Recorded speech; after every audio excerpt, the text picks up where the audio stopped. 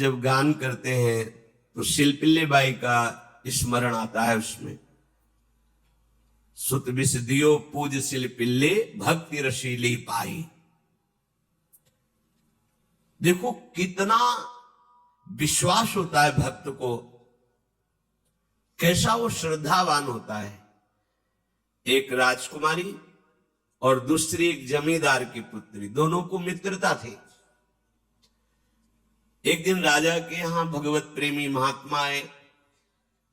वो संत सेवी राजा थे। महात्मा जन आते रहते थे और महात्माओं का कार्य ही होता है निरंतर अपने प्रभु की सेवा और सुमिरन में मगन रहना। सेवा सुमिरन ये बहुत बड़ी सामर्थ्य है। अगर हम हर समय सेवा और सुमिरन में रहें तो कभी कोई माया प्रपंच हमें परास्त नहीं कर सकता। जहां हम सेवा सुमिरन से अलग हुए वही माया का प्रभाव पड़ता है। तो भगवान का शालिग्राम स्वरूप उनके पास था। खूब भाव से सेवा कर रहे थे और नवीन अवस्था की कोमल हृदय वाली ये दोनों सखियां देख रही थी। इनके मन में आया ऐसे हम भी ठाकुर सेवा करेंगे। देखने से सुनने से हमारे हृदय में प्रभाव पड़ता है।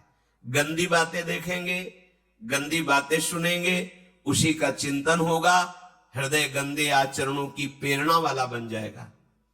अगर हम भागवतिक बातें सुनेंगे, भागवतिक दर्शन करेंगे तो भागवतिक चिंतन होगा, हृदय भागवतिक प्रेरणा वाला बन जाएगा।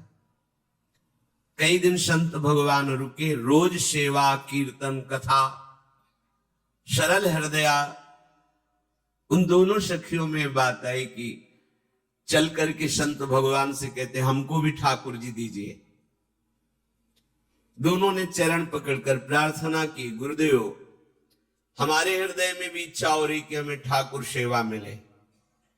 अब दोनों बच्चे ही थे।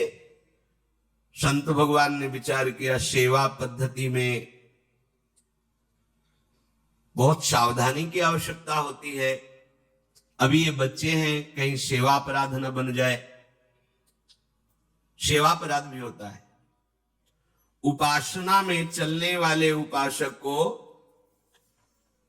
सेवा अपराध और उप सेवा अपराध 32 ये 64, इन पर सावधान रहना चाहिए। ये गलती नहीं होनी चाहिए। जैसे आप ठाकुर सेवक हैं, अपने घर में सेवा विराजमान किए हुए हैं। अब जैसे आपको ठाकुर जी के दर्शन के लिए जाना है,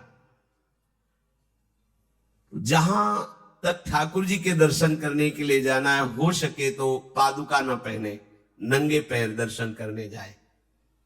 यदि आप में ऐसी सामर्थ्य नहीं है किसी कारण से, तो सीढ़ियों में पादुका नहीं पहनना चाहिए। जहां से मंदिर की सीढ़ियां हैं, पादुका उतार कर माथा रखकर सीढ़ी में फिर चढ़ना चाहिए।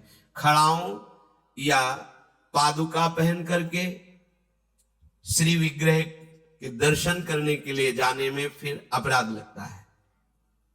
अरे अपने मालिक के दर्शन करने जा रहे हैं, स्वामी के दर्शन करने जा रहे हैं, प्रभु के दर्शन करने जा रहे हैं, तो अपनी कुटिया से और मंदिर तक नंगे पैर जाना चाहिए। ये भावना रखनी चाहिए। भरत जी जा रहे हैं प्रभु के दर्शन करने के लिए, अयोध्या से पैदल ही चले थे, तो सुकुमार चरणारविंद तो बड़े बड़े फफोके छाले पड़ गए थे। वशिष्ठ जी ने देखा, सबने मिलकर भरत जी से कहा पालकी पे बैठ जाइए। तो उन्होंने कहा हाँ, मेरे प्रभु यहां नंगे पैर चले हैं और मैं पालकी पे बैठ जाऊं? उचित तो यह है कि अपने प्रभु के दर्शन के लिए मैं जा रहा हूं, तो जहां जहां प्रभु के चरण पड़े वहां मेरा शीश पड़े, अर्थात सिर भर जाऊं। उचित मोरा सबते सेवक धर्म कठोरा। यहां मैं सर के बल चल के जाऊं पर असमर्थ हो। तो आप कह रहे हैं पैर में छाले पड़ गए, आप सवारी में बैठ जाइए। ऐसा नहीं हो सकता। तो अपने प्रभु के दर्शन करने के लिए जब जाए तो हो सके, सामर्थ्य हो तो पादुका न पहने, कोई खड़ाऊं चप्पल जूता आदि ना पहने। अगर पहने तो बस सीढ़ी तक ही पहन कर जाए, ऊपर सीढ़ियों के नहीं। इतने सुकुमार मत बनो, ये आग में जलाया जाएगा शरीर, ये गाड़ दिया जाएगा शरीर, इससे ज्यादा प्यार ना करो। अब इतना दृढ़ विश्वास कि ये बच्चे हैं, सेवा भाव कैसे पूर्ण कर पाएंगे? तो उन संत भगवान ने दोनों बच्चियों से कहा, कल ठाकुर जी लाएंगे, हम आपको दे देंगे। तो गांव में घूमे तो आसपास गोले गोले से पत्थर मिले, पत्थर लाए 2 और कहा कि ये लो तुम्हारे ठाकुर जी हैं। दोनों को दिया। देखो, गुरु वचनों पर और गुरु प्रदत्त सेवा वस्तु पर कितना भाव होना चाहिए। उन्होंने दृढ़ विश्वास किया कि मुझे भगवान गुरुदेव ने दिया, ये भगवान है मेरे। दोनों ने अपने हृदय से लगाया। अब एक जमींदार की पुत्री थी, एक राजकुमारी, स्वर्ण के सिंहासन में, और उनका नाम रखा शिल्पिल्ले ठाकुर। शिल मैंने पत्थर, तो उनका तुम्हारे ठाकुर का नाम शिल्पिल्ले गोविंद है। दोनों सिंहासन पर रखकर आराधना करती। भाव प्रतिपल बढ़ता गया, नाम निरंतर जप। गुरु प्रदत्त ठाकुर पर विशेष चमत्कार हृदय में प्रकट होता है यदि उन्हीं की नियमावली से चलो। अपने मन से बाजार से खरीद लाए, विराजमान किए हैं, कभी सेवा की कभी नहीं की, वो भी अच्छा है, कम से कम भागवतिक भाव तो है। लेकिन सिद्धि जो प्राप्त होती है वो गुरु कृपा से, गुरु प्रदत्त ठाकुर से। जैसे धन्ना जी को भांग के बट्टे में ठाकुर जी प्रकाशित हो गए, गुरु प्रदत्त। अब ये सखियां जब बड़ी हुई तो इनके ब्याह की बात हुई।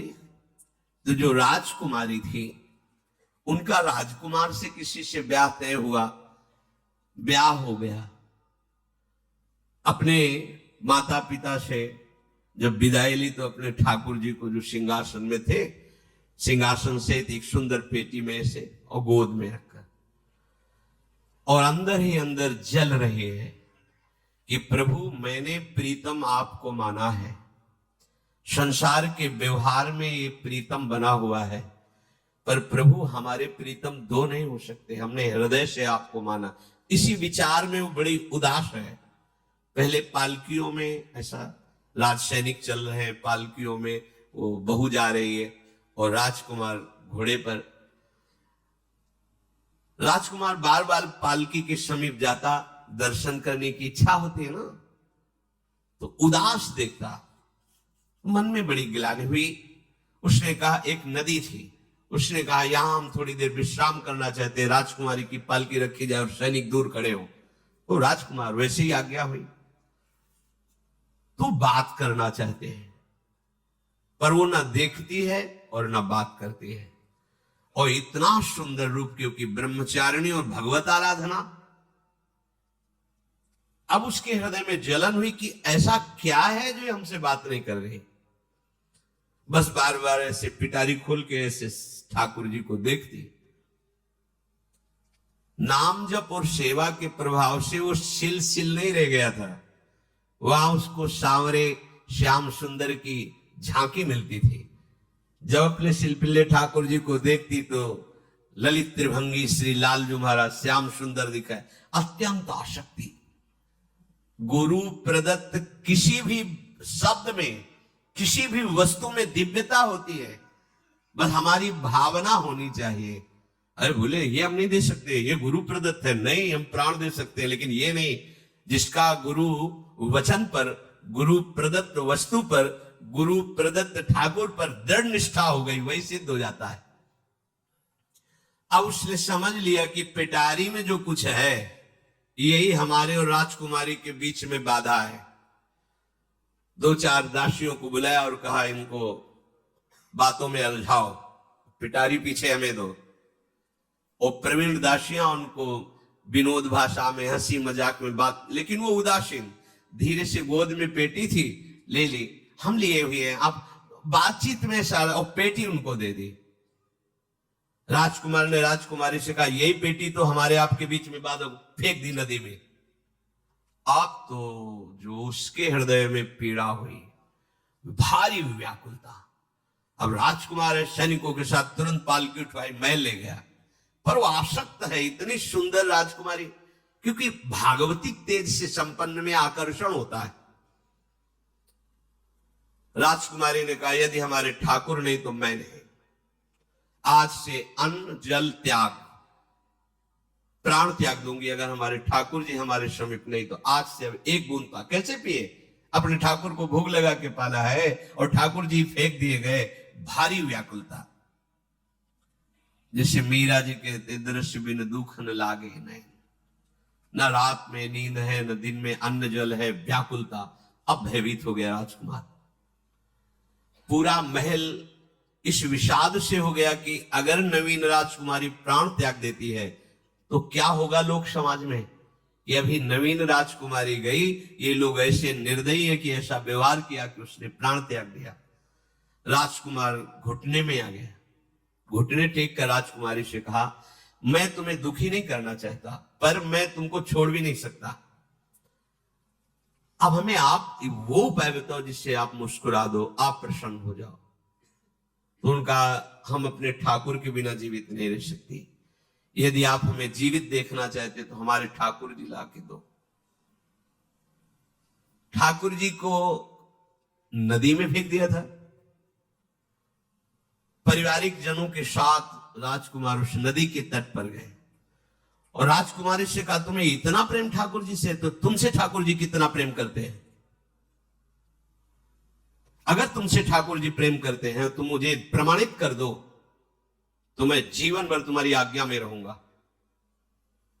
अच्छा, तो तुम ये देखना चाहते हो कि ठाकुर जी हमसे कितना प्रेम करते हैं? हाथ फैलाया और आर्त भाव से पुकारा कि गोविंद, अब आपके बिना मैंने जीवित नहीं रहना। अंदर से जीव ही प्रार्थना की तो जल से सिंहासन सहित सिलपिल्ले भगवान जैसे कोई वायु की प्रवाह में आ रहा हो ऐसे आए और छाती से चिपक गए। पूरा परिवार राजकुमार ये देख रहा था। हृदय से ठाकुर जी जीवन भर के लिए दासत्व स्वीकार कर लिया और कहा, जैसी आप आज्ञा करोगे। जैसे मीरा जी, जब राणा जी से ब्याह हुआ तो प्रथम मिलन की रात में मीरा जी ने कहा, सावधान, तुम हमारे पति नहीं हो, मेरा सुहाग गिरधर से है, श्याम सुंदर ही मेरे पति हैं। व्यवहार में तुम पति बने हो।